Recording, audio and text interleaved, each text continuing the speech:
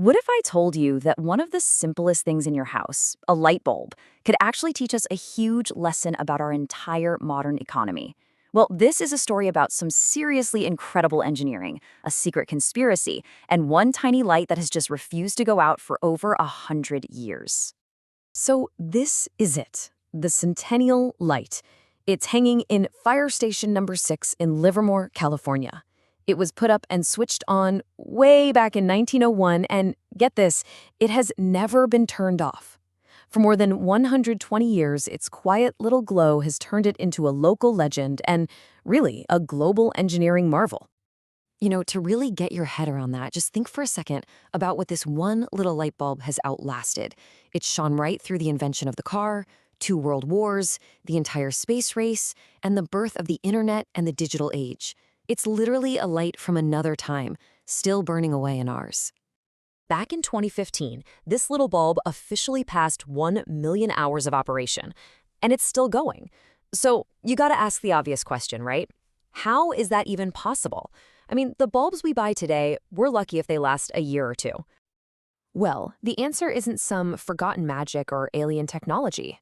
It's actually a masterpiece of engineering from the turn of the century.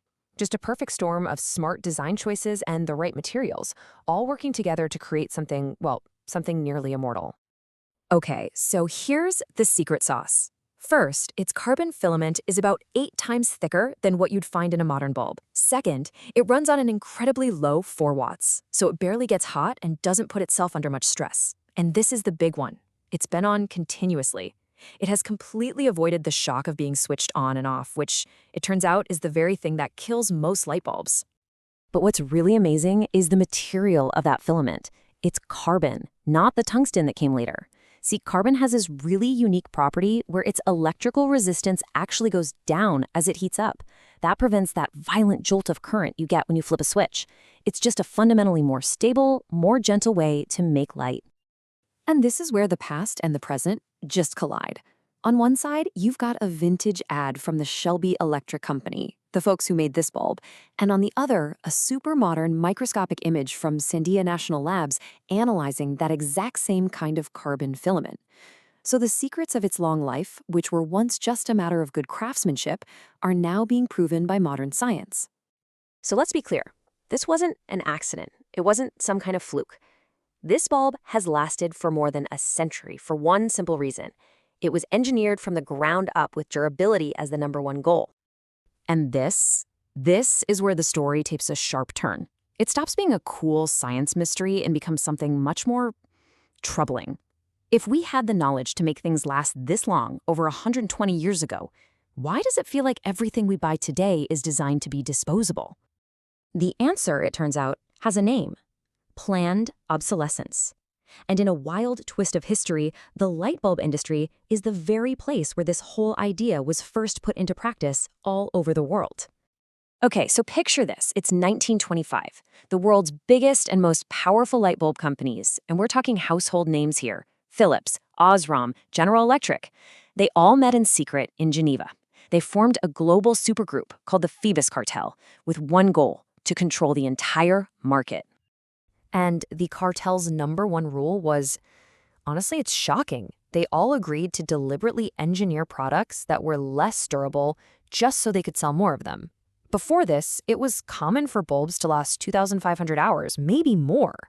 The cartel created a new global standard, just 1,000 hours. They even fined their own members if their bulbs lasted too long. Now, if this is starting to sound like a conspiracy theory, listen to this. This is a direct quote from an executive at Philips. He called the time of long-lasting products a mire, a swamp they needed to escape from. The goal wasn't to chase quality anymore, it was to deliberately get rid of it, all for the sake of profit. I mean, you put them side by side and the difference couldn't be more obvious. On one hand, you have the Centennial Bulb, from an era that actually valued making things that last. And on the other, the Phoebus standard, a product literally designed to fail. The very existence of the Centennial Bulb proves that making bulbs last only 1,000 hours wasn't a technological limit. It was a business decision. And it was a decision that changed manufacturing forever. So that brings us to the final and probably the most important part of this whole story. What does this one tiny light, still burning away in a fire station, really mean for us today? The key is to stop thinking of this bulb as a freak of nature or some kind of random miracle. It's not. It's a historical artifact. It's a survivor from a world that existed before we started systematically designing products to break. It's a relic of a lost philosophy.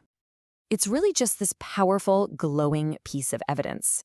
It silently challenges our entire modern consumer culture of buying, using, and throwing things away.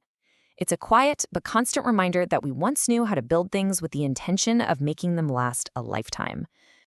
And so this tiny little light leaves us all with a pretty big question. Just look around you at the things you own, at the world we've built, and ask yourself, in an age where everything seems disposable, what in your life is truly built to last?